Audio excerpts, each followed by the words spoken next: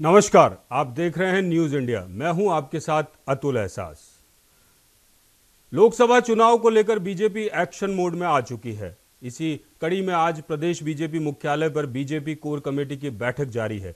इस बैठक में पूर्व मुख्यमंत्री वसुंधरा राजे, प्रदेश लोकसभा प्रभारी प्रकाश जावड़ेकर, सह प्रभारी सुधांशु त्रिवेदी और बीजेपी के राष्ट्रीय उपाध्यक्ष ओम प्रकाश माथुर और वी सतीश और प्रदेश अध्यक्ष मदन लाल सैनी समेत कई बड़े नेता मौजूद हैं।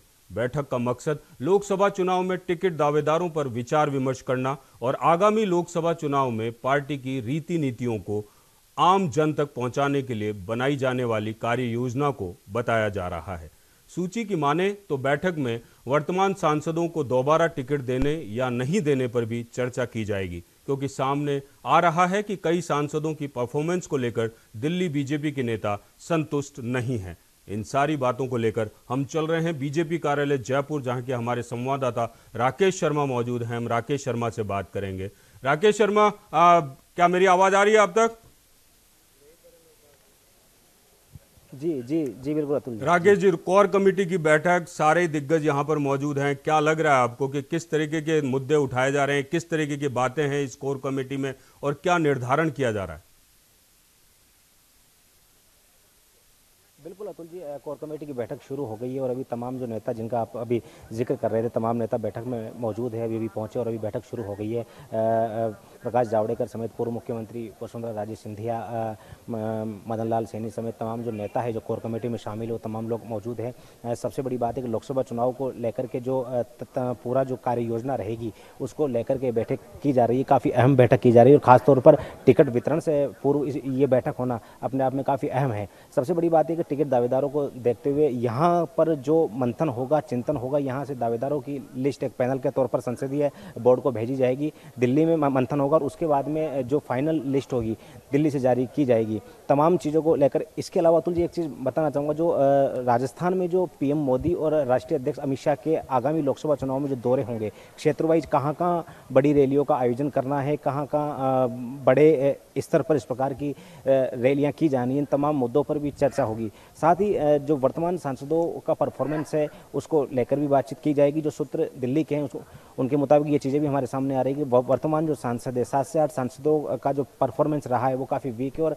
जो पार्लियामेंट्री बोर्ड है बीजेपी का, वहाँ से भी नाखुशी आ चुकी है। तो कहीं ना कहीं उसके बाद टिकट दावेदारों की लिस्ट आने के बाद जो डैमेज कंट्रोल करने के लिए जो चीज़ें होंगी, इन तमाम चीज़ों पर यहाँ पर मंथन होगा, जो बैठक अभी शुरू हो चुकी है। अतुल जी। राकेश, जिस तरीके से आप बात कर रहे हैं उस तरीके से ऐसे कौन से मुद्दे होंगे जिन मुद्दों की खासकर चर्चा होगी और उन्हीं मुद्दों पर राजस्थान में चुनाव लड़ा जाएगा?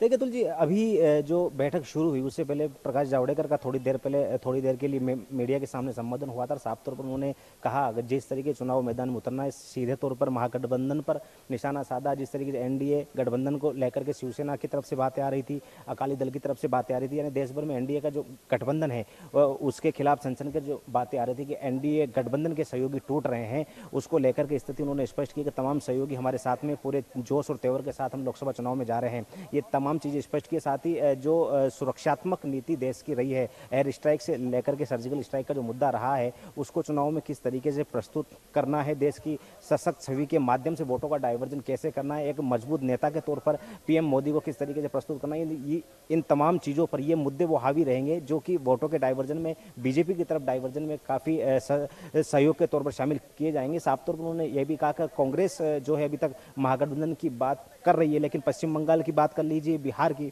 बात कर लीजिए, उत्तर प्रदेश की बात कर लीजिए, ये तीनों स्टेट ऐसे हैं जहां पर खासतौर पर दम ठोका जा रहा था, वहां पर अभी तक कांग्रेस के साथ में आने को कोई तैयार नहीं है। तो जाहिर सी बात है कांग्रेस काफी पीछे है। ऐसे में पूरी तरह से जावड़ेकर जिस तरीके से बात कर रहे थे, तो कहीं ना कहीं एनडीए के लिए काफी अच्छी खबर वो मान करके चल रहे थे। राकेश, मैं आप तक वापस आता हूं। हमारे संवाददाता मनीष दादीज भी हमारे साथ फोन लाइन पे जुड़ चुके हैं। मनीष, कोर कमेटी की बैठक, बहुत सारे निर्णय, जावड़ेकर का अपना बयान और उसके साथ साथ बाकी सारे दिग्गज नेता वहां पर मौजूद हैं। और जिस तरीके से राकेश अभी मेरे साथ फोन लाइन यहाँ पर जुड़े हुए थे, लाइव जुड़े हुए थे बीजेपी कार्यालय से, उनका ये कहना है कि सांसदों पर भी कहीं ना कहीं गाज गिर सकती है उनके परफॉर्मेंस को लेकर। इसके बारे में क्या कहना है? जी, निश्चित तौर पर बताना चाहूंगा आपको कि बीजेपी कोर कमेटी की बैठक बीजेपी प्रदेश कार्यालय में शुरू हो चुकी है। इस बैठक में जो चुनाव प्रभारी हैं प्रकाश जावड़ेकर, पूर्व मुख्यमंत्री वसुंधरा राजे सहित तमाम बड़े नेता यहाँ मौजूद है। गुलाब चंद कटारिया, राजेंद्र राठौड़ यहाँ मौजूद हैं। और इसके साथ ही साथ आपको बताना चाहूंगा कि जिस तरह से ये बैठक जो शुरू हुई है और आने वाले टाइम में यहाँ से जो निष्कर्ष निकल करके आएगा, थोड़ी देर बाद में जो भी इसमें मंथन रहेगा वो यही रहेगा कि लोकसभा चुनाव में किन मुद्दों के बीच में जाया जाए। और जिस तरीके से सर्जिकल जो एयर स्ट्राइक थी इंडियन एयरफोर्स की पाकिस्तान के आतंकी अड्डों पर, उनको जिस तरह से नेस्तो नाबूद किया गया, और जिस तरीके से पहले जो अपोजिशन था एक मुद्दे उठा रहा था किसानों का, किसान कर्ज माफी का और बेरोजगारी का, महंगाई भत्ते का, इनका जो एक मुद्दा उठाया था, सारे मुद्दे गौण हो चुके हैं एयर स्ट्राइक के पीछे चलते। और जो जिस तरीके से भी आपने पूछा कि जो पूर्व सांसद रहे हैं उन पर गाज गिरने का है, तो इसको लेकर के भी एक मंथन इसमें किया जाएगा कि जो इनको सीट हैं, जो टिकट हैं, वो किनको दिया जाए, पूर्व सांसदों को दिया जाए या नहीं दिया जाए। और निश्चित रूप से यहाँ पर बीजेपी का इस बैठक में पूरा फोकस रहेगा कि जो जिताऊ उम्मीदवार है उन्हीं को टिकट दिया जाए, उन्हीं पर दांव खेला जाए। और जिस तरीके से पहले भी एक संकेत मिले थे हमें सूत्रों के हवाले से कि जो 70 साल पार जो बुजुर्ग सीनियर इनके नेता हैं उनको भी कहीं ना कहीं पर टिकट दिया जा सकता है, उनके मार्गदर्शन में चुनाव लड़ सकती है बीजेपी। जी, जिस तरीके से गाये बगाए ये आवाज आ रही है कि बागी भी वापस जोड़े जा रहे हैं, बागियों को भी जोड़ा जा रहा है, उनकी परफॉर्मेंस या उनकी वजन को देखकर या उनके राजनीतिक वजन को देखकर भी बागियों को जोड़ने की बात हो रही है, तो ऐसा कुछ भी यहाँ पर निर्णय लिया जा सकता है? अतुल जी, आपको बताना चाहूंगा कि विधानसभा चुनाव में जिस तरीके से बागी सामने निकल करके आए थे भारतीय जनता पार्टी से, और सबसे बड़ी बात यह रही थी कि बीजेपी के ही मंत्री राजकुमार रिणवा, सुरेंद्र गोयल, इन्होंने अपनी ही पार्टी से बगावत की थी। जिस पार्टी के बूथे पर ये जीत करके आए थे, जिस पार्टी के बूथ से इनको मंत्री पद मिला था, इन्होंने ही अपनी पार्टी से बगावत की। कुछ विधायक रहे थे, उन्होंने बगावत की। ओम प्रकाश हुड्डा की हम बात करें तो अभी हमको जो सूत्रों से जो जानकारी मिल रही है वो ये भी सामने आ रही है कि कहीं ना कहीं पर पर्दे के पीछे से जितने भी बागी नेता थे वो फिर से अपनी पार्टी गार्डर में आने के कवायद में जुटे हुए हैं, कहीं ना कहीं जगह बनाने में तलाश रहे हैं कि बीजेपी में, पार्टी में फिर से उनकी एंट्री हो सके। हमने जब आज सुबह पूर्व मंत्री अरुण चतुर्वेदी से इस बारे में बात की, बागियों के बारे में, तो उनका साफ तौर पर कहना था, एकदम इंडिकेशन था कि पार्टी में कोई भी आ सकता है, सबका स्वागत है, चाहे वो बागी रहा हो पहले चुनाव में या फिर उसको पार्टी ने निष्कासित किया है, सभी का स्वागत रहेगा।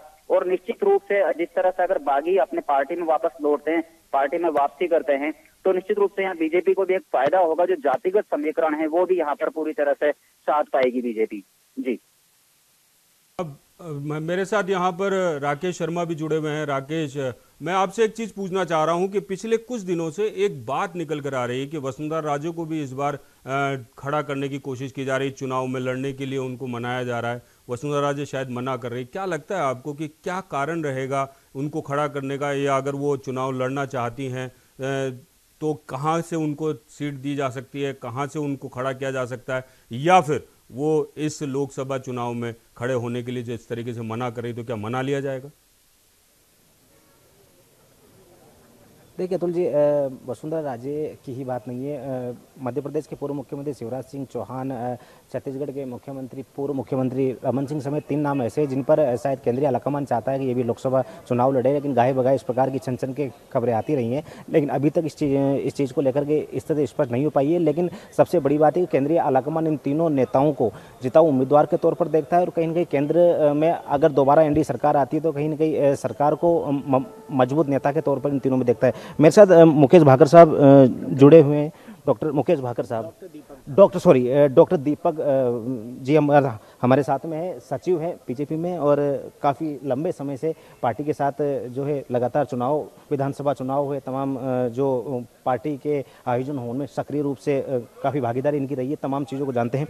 दीपक जी, एक सबसे बड़ी बात है कि जिस तरीके से चीज़ें सामने आ रही है, अभी जो जावड़ेकर जी ने अंदर कहा कि एयर स्ट्राइक का मुद्दा हो या कांग्रेस के ऊपर निशाना साधा कि महागठबंधन बनने से पहले ही उजड़ गया, या यूँ कहे कि कांग्रेस के पास दम नहीं है, बीजेपी पूरी तरह से एक जोश में है, तेवर के साथ में है, ये उत्साह क्या महागठबंधन के फेल होने से है या अपनी रीति नीतियों में इतना ज़्यादा विश्वास है कि आप चुनाव जीत जाएंगे? देखिए, महागठबंधन की जहाँ तक बात रहती है, हम उसके ऊपर इतना ज़्यादा ध्यान नहीं देते। हम खुद जानते हैं कि हम अपने आप पे इतने मजबूत हैं कि आज की तारीख में हम अब की बार 400 पार के नारा हम देके अगर मैदान में उतरे हैं तो हमें पूरा यकीन है कि आने वाले समय में लोकसभा में एक बार फिर से मोदी के नेतृत्व में सरकार बनने वाली है, क्योंकि मोदी है तो मुमकिन है। ये बात आप सब लोग भी जानते हैं और अब तो शायद ये बच्चे बच्चे की जुबान पर ये बात आ चुकी है। तो हमारी तैयारी इतनी अच्छी है, इतनी सटीक है, क्योंकि हमारा संगठन, मूल संगठन इतना मजबूत स्थिति में है, और जो हमारे संगठन की अभी तक की गतिविधियाँ हुई है, जो कार्यक्रम हुए, उससे उससे हमें पूरा विश्वास है कि आने वाले समय में हमारे यहाँ उम्मीदवार की जगह अगर हम बोलें कि कमल का फूल ही उम्मीदवार है तो मुझे लगता है ज़्यादा उपयुक्त और ज़्यादा उचित माना जाएगा। तो हमारी तैयारी पूरी है, हम बहुत पहले से तैयारियां कर चुके थे और हमारा हर कार्यक्रम अपने आप में एक संपूर्ण है। और हमने 2 तारीख को जो हमारा आखिरी कार्यक्रम हुआ था संगठन का, उसके बाद से लगभग हम इस बात के लिए तैयार थे कि जब भी चुनाव डिक्लेयर हो जाएंगे, जब भी चुनाव की घोषणा हो जाएगी, हम पूरी एकदम तैयारी के साथ चुनाव में उतरने के लिए तैयार है। और मैं आपको बताना चाहता हूँ इस बार की जो 272 की जो बात करें वो तो बहुत छोटी बात हो गई है। इस बार 300 तो छोड़िए, 400 पार की अगर हम बात करें तो हमें पूरा विश्वास है कि जो हमारी नीतियां रही हैं, जो हमारे विकास के कार्य हुए, जो पिछले 5 साल में केंद्र सरकार की योजना हुई है, जिसका जिस तरह क्रियान्वयन हुआ नीचे तक में, और एक आम आदमी को जिसका लाभ मिला, एक लंबी फहरिस्त में आपको गिना सकता हूँ जिनकी हमें लगता है कि जिससे एक आम आदमी के जीवन में बदलाव आया है। और यही सोचकर हम चल रहे हैं कि जो इतने 70 सालों में नहीं हुआ वो हमने पिछले 5 सालों में करके दे दिया। तो जनता इस बात को, हम हमारी रिपोर्ट कार्ड लेके जनता के सामने जाएंगे कि ये हमने काम किया और हमें एक बार फिर मौका दे जनता की सेवा करने का। राकेश, एक सवाल मेरे जहन में आ रहा है इनके लिए कि इनसे केवल इतना सा पूछना है आपको कि क्या मोदी चेहरा ज्यादा परसेंटेज में आप लोगों को भुनाने के लिए है कि आपकी रीति नीतियां ज्यादा है? दोनों में से कौन सी परसेंटेज ज्यादा है? मोदी चेहरे का परसेंटेज ज्यादा है कि रीति नीतियों का परसेंटेज ज्यादा है?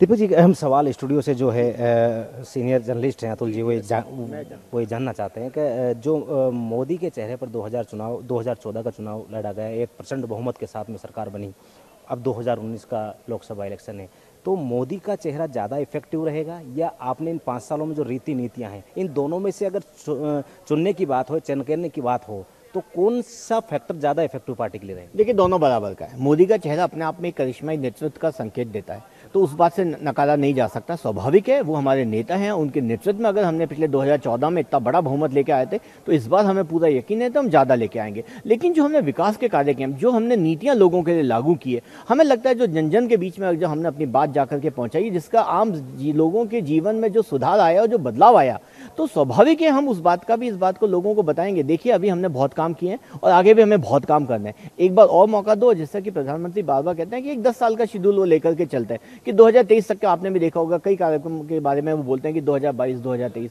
तो क्योंकि वो जानते थे कई कार्यक्रमों के लिए 5 साल एक कम समय होता है, तो 10 साल का समय चाहिए। हमारी नीति हमारे सामने, नीति हमारी स्पष्ट है, बिल्कुल साफ नियत है, स्पष्ट नीति है और इसी को साथ लेके हम जाएंगे। तो मुझे लगता है कि विकास की एक नई इबादत हम लिखने वाले आने वाले समय में इस देश में। राकेश लंबी है जिस तरीके से लगातार, जी राकेश, जिस तरीके से आज अपनी बात चल रही थी दिन में, हम जो सांसद है रामचरण बोहरा, वो जिस तरीके से सेना के इस मुद्दे को भुना रहे हैं, जिस तरीके से उनके पोस्टर्स, उनके बैनर लगे हुए हैं, इनसे पूछिए कि क्या सेना का मुद्दा, जिस तरीके से एयर स्ट्राइक है, ये बहुत बड़ा मुद्दा होगा इस बार चुनाव लड़ने का?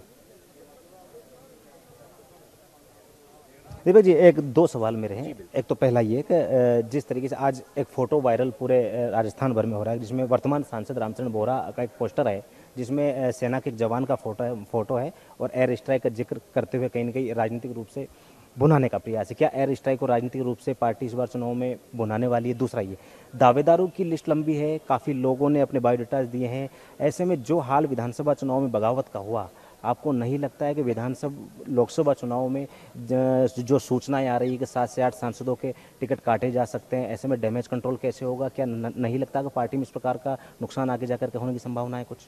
देखिए, हमारी मूल फर्क कांग्रेस के साथ है कि कांग्रेस में एक परिवारी पार्टी है और हमारे यहाँ पार्टी एक परिवार है, तो सब साथ बैठ करके मिलते हैं, बात करते हैं, चर्चा करते हैं, उसके बाद एक निर्णय पे पहुंचते हैं कि ये व्यक्ति उम्मीदवार है और कमल का फूल उम्मीदवार है, तो उसके ऊपर आके हर व्यक्ति को, पार्टी के हर कार्यकर्ता को टिकट मांगने का अधिकार है और वो पार्टी के फोरम में आकर टिकट मांग रहा है, तो मुझे लगता है कि उसमें कोई गलत बात भी नहीं है। पर टिकट तो स्वाभाविक है एक ही व्यक्ति को मिलेगा और बाकी लोग उसको जिताने का पूरी कोशिश करेंगे। और पहले विधानसभा चुनाव में भी आपने देखा होगा, देखिए कांग्रेस के बारे में आपने ध्यान दिया होगा, थोड़े बहुत पहले से मीडिया में आने लगा कि कांग्रेस में उम्मीदवारों की संख्या घटी, कांग्रेस में आवेदकों की संख्या घटी, क्योंकि स्ट्राइक के बाद से एक आम धारणा ये बन गई है कि पहली बार ऐसा कोई मजबूत प्रधानमंत्री आया, एक मजबूत प्रधानमंत्री आया जो सीमा पार जाके 80 किलोमीटर के अंदर जाकर के रात के 3 बजे जाकर के हमला कर सकता है। हमने पहले भी कहा था, हम जो घुसेगा उसको भी मारेंगे, राजनीतिक उपयोग उसके भी मारेंगे। राजनीतिक उपयोग की बात नहीं है, ये लोगों को बताने की बात है कि जो काम पिछले 70 सालों में नहीं हुआ, कि हमने पीओके तो की बात नहीं कर रहे, हम पाकिस्तान की भूमि के अंदर जाकर के अगर मार कर सकते हैं तो आपको ऐसे ही प्रधानमंत्री की आवश्यकता है जो अंतर्राष्ट्रीय स्तर के ऊपर भी जाकर के एक उन्होंने देश की एक बड़ा नाम किया और और पाकिस्तान को उसकी ही भाषा में जवाब देने की हिम्मत की है। कांग्रेस सवाल उठा रही है, जिस तरीके से रामचंद्र बोहरा वर्तमान सांसद का एक फोटो वायरल हो रहा है, एक फ्लेक्स उन्होंने लगाया हुआ है।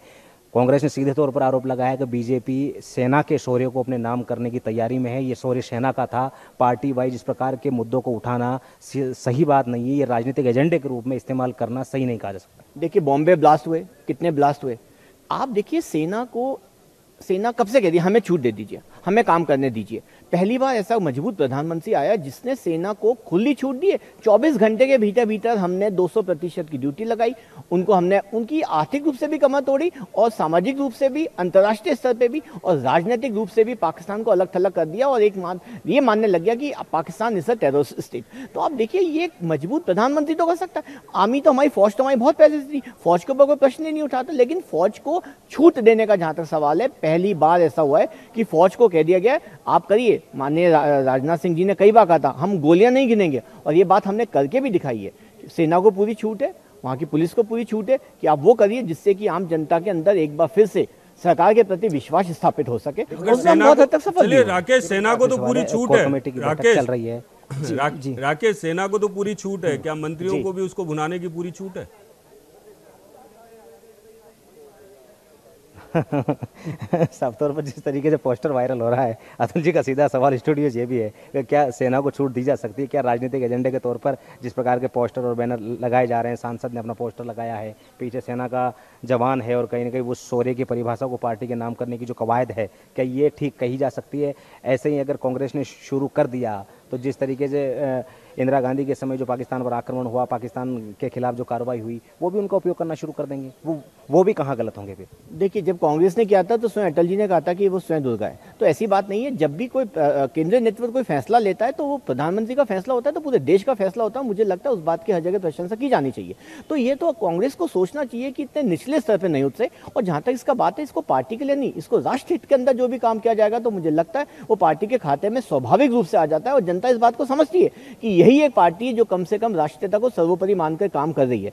राष्ट्रीय हमारे सर्वोपरि है, ये हम पहले भी कहते थे, आज भी कहते हैं और कल भी कहते थे। मेरा आखिरी सवाल है, जिस तरीके से कोर कमेटी की बैठक जारी है, कुछ दिनों पहले यानी कि एयर स्ट्राइक से पहले का दौर था जब नेता प्रतिपक्ष ने खुद ने कहा था कि 18 से 20 सीटें हम लोकसभा चुनाव में जीत रहे हैं।